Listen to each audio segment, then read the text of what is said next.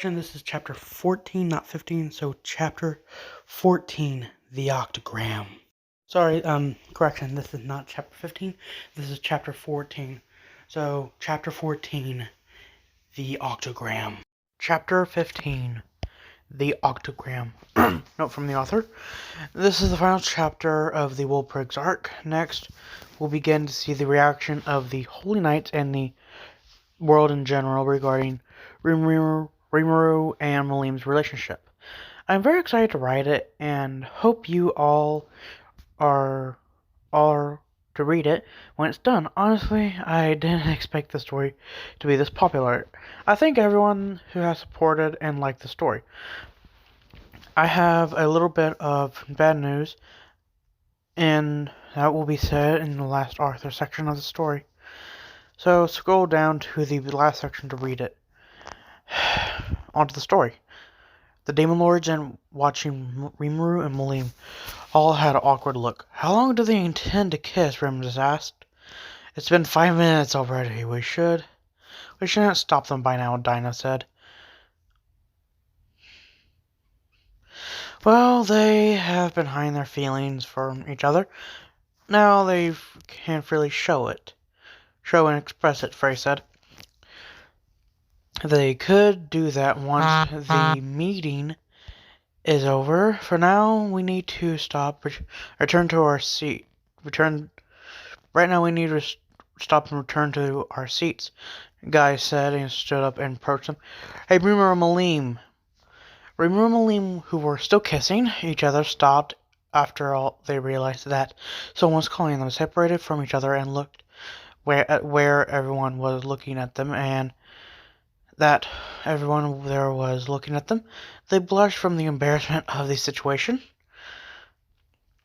You two can do whatever you want with each other later, after we finish this meeting, Guy said to them before walking to his seat.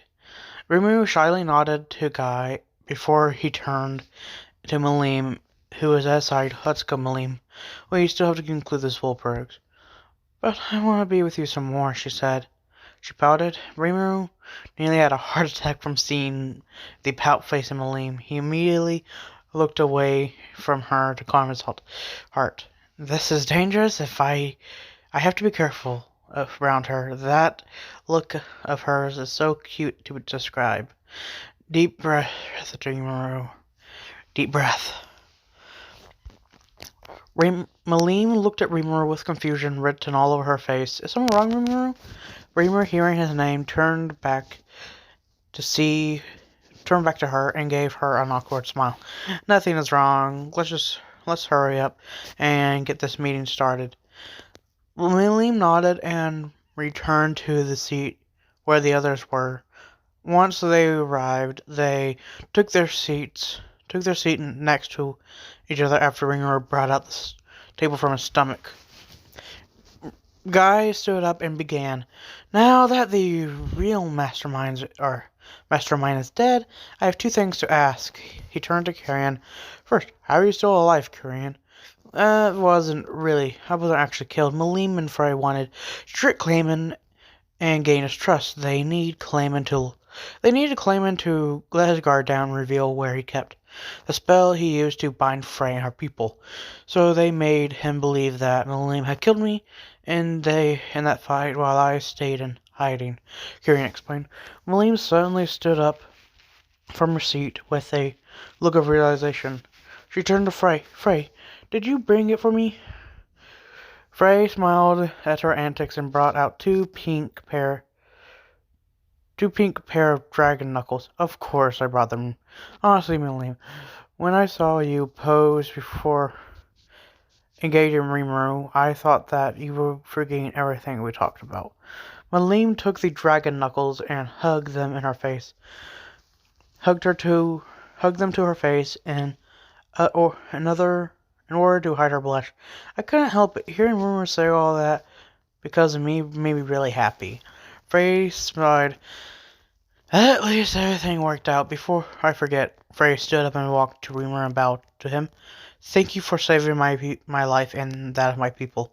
It means a lot to me. Rimiru became embarrassed and started waving his hands to stop her from bowing. No need to bow. Please raise your head already. Frey raised her head and smiled to him before she stood back to her seat. Milim returned to her seat and placed her head on Rimiru's shoulder. Rimiru blushed but didn't push her away. Instead, he placed his hand on her waist and brought her closer. Milim, seeing where Rimiru's hand was, began to blush as she didn't move. Guy and everyone saw them being all lovey-dovey with each other and ignored them. Guy continued, "Now that we have that confusion about carrying out of the way, is there anyone here who is opposed to allowing Rimiru into our ranks? No problem here. He has more than earned the right to call himself a demon lord," Draggle said. "I see no problems with him joining us. He is already strong. There is no problem," Leon said. Of all people here, I trust Rimiru after he saved me and my people," Frey said. "He already has my trust after all he has done for my people," Carrion said. "Whatever, let's just make him a demon lord already, so I can go and sleep. You can already guess who said this. This will be the first time ever that a true dragon becomes a demon lord. I wonder how the people will react after when they hear this. Valzar said. Guy nodded and turned to Valentine. "Do you have any objection?" "Personally, I would never allow a mere slime to join our ranks, even if he is a true dragon," Valentine said. Milim had a pissed off look at her face after hearing what Valentine said about Rimiru. She stood up and silently pointed at him. "How dare you say that to my Rimiru servant?" She turned to the girl dressed as a maid that was standing behind Valentine and pointed at her. "Luminous, you better train your servant well, because if he says anything rude about Rimiru again, I will end him." Everyone in the meeting room became quiet after hearing Milim's outburst.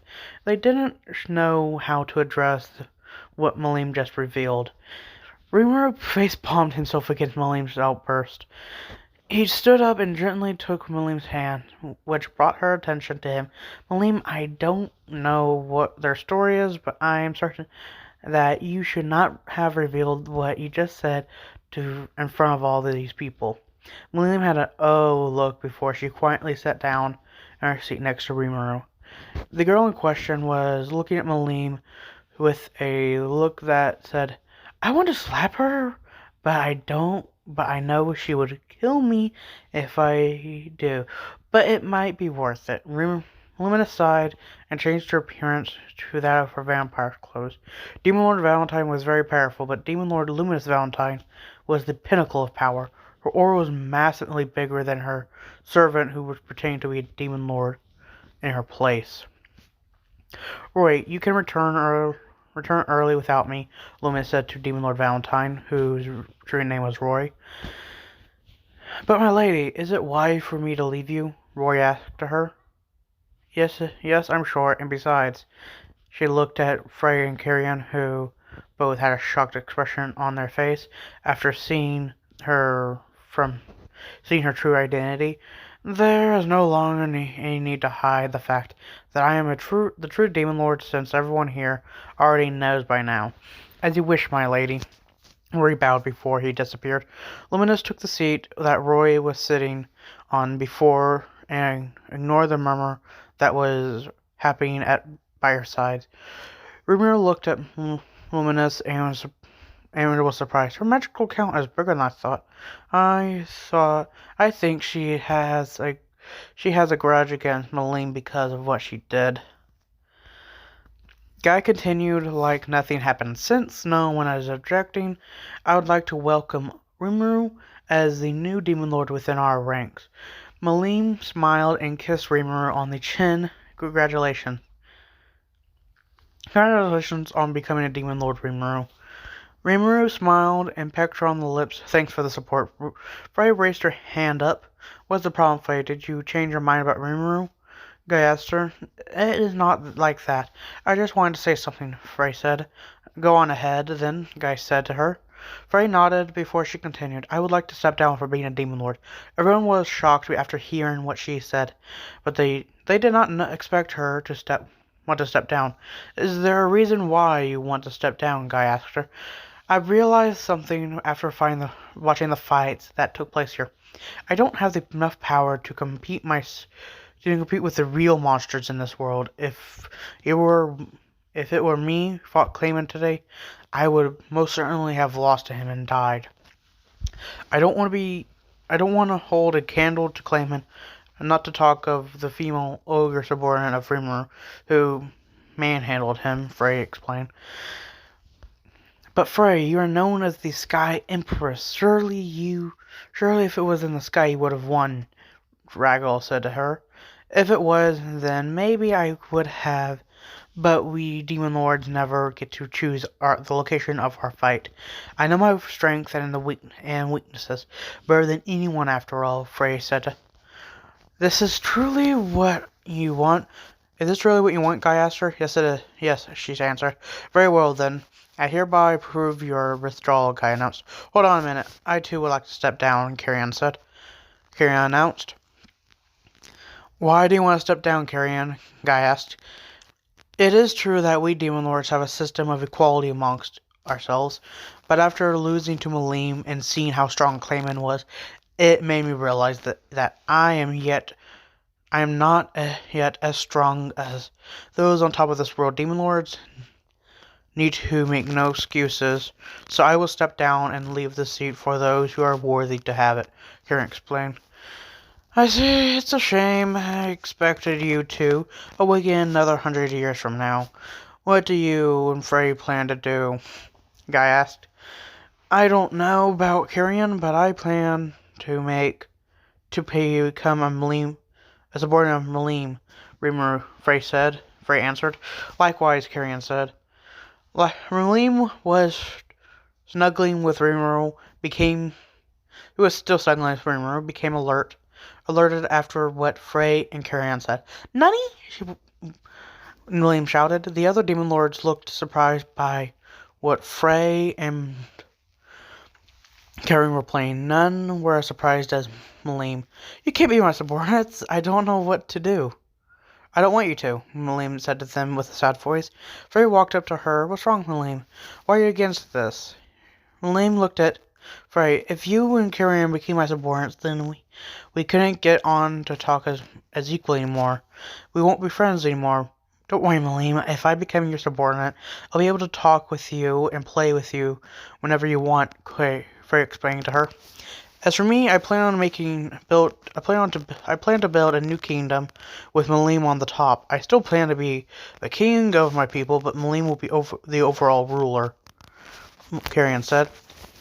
Milim looked worried and not knowing what to do in the situation. She then felt someone grab her hand. She smiled down and saw Rimiru smiling at her with his beautiful looks. She sighed and looked to Frey and Carrion. You guys can do whatever you want. I don't care anymore, she said. Rimiru stood up, holding Milim's hand, and looked at Carrion. You don't need to worry about your city. I will help rebuild it. Carrion was shocked at what Rimiru said. Truly, Rimiru, thanks a lot. I am in your debt. Don't worry about it. If you and I have friendly relations with each other, Rimiru said while waving his hand. Still, though, if there is anything I could do for you, just ask, Carrion said to him. Likewise. Like I said, don't worry about it. But if you really want to repay me, then take care of Milim from now on when I am not around, Rimiru told him. Is that what you want? Carrion said.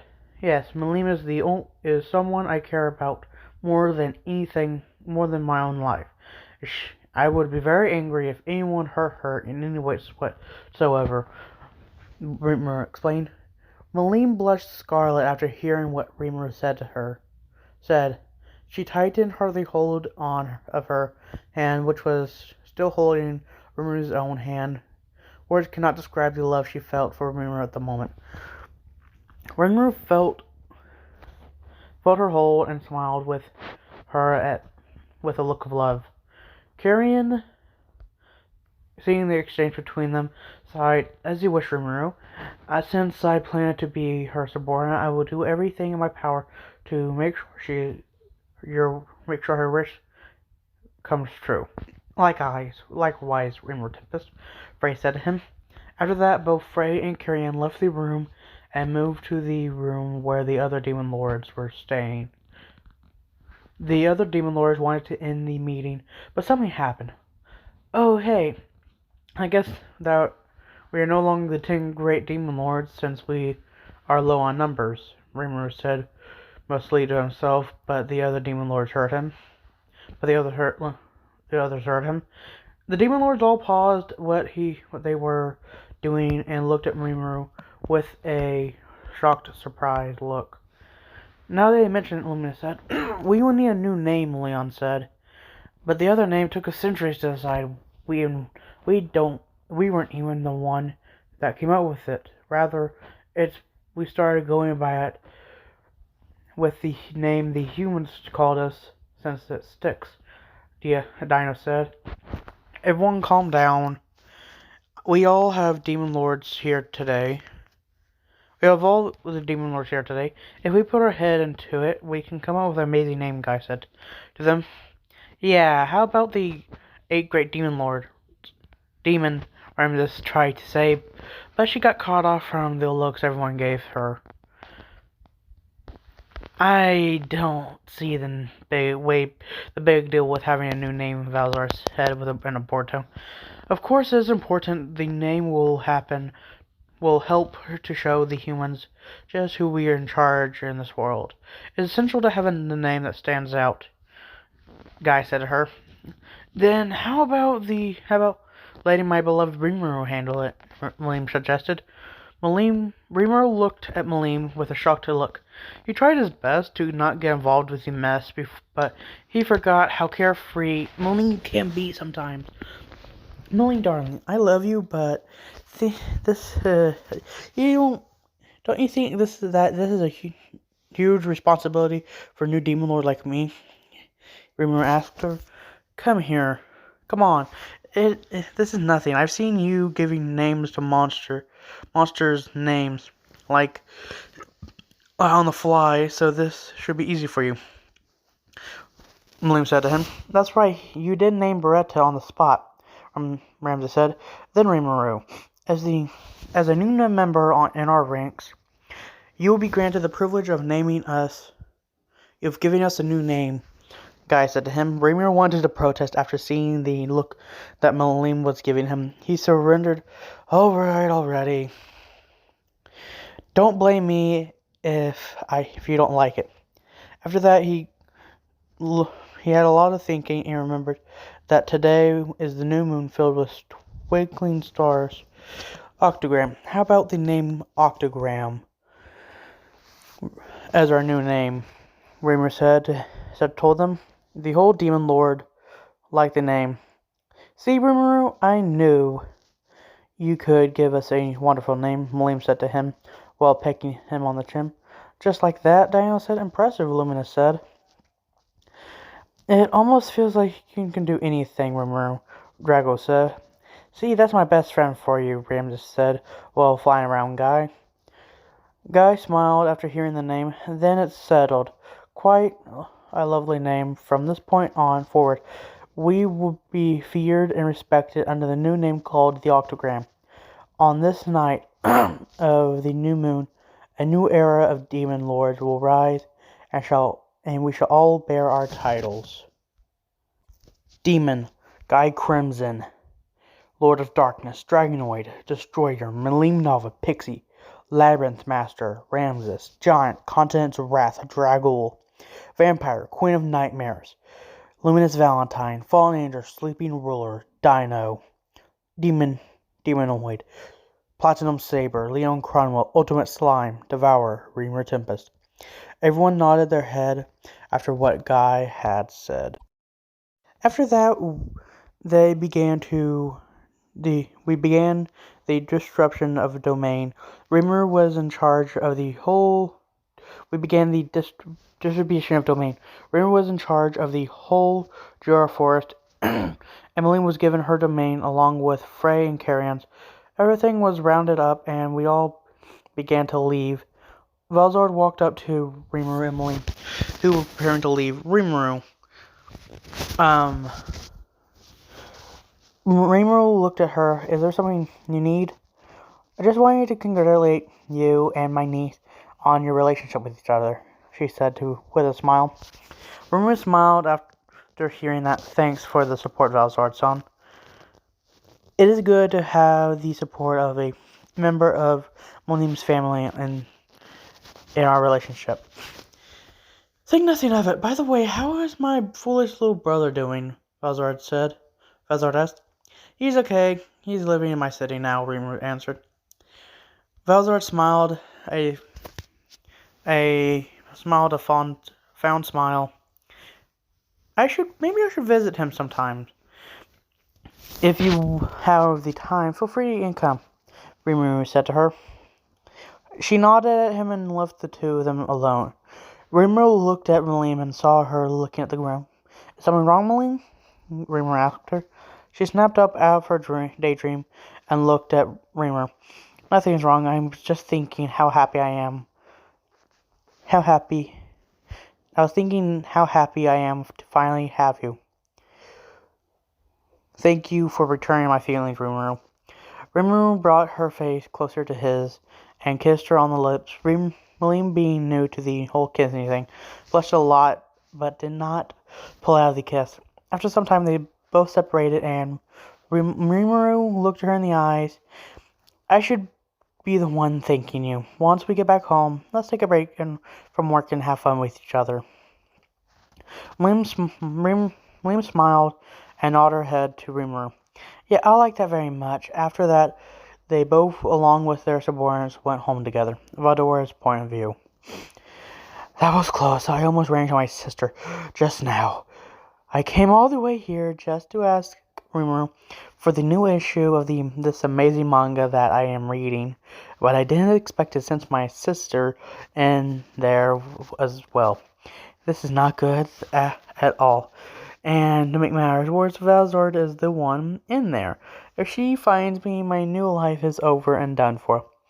Because of this, I turned and flew back to Tempest as quickly as I could. I will ask Rimiru when he gets back. No need to risk my life like that if not necessary, I thought to myself while flying home. Author's note. So, like I said, I have a little bit of bad news. So, school has resumed for me. I'm going to be very busy for a while.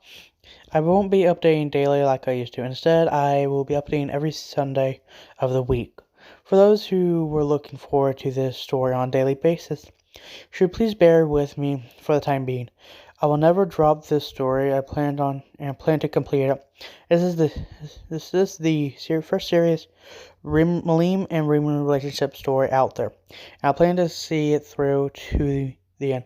Thanks everyone, and see you next time. That's all for today's video. Don't forget to subscribe today to become one of my domestic listeners. Goodbye and peace out, everyone.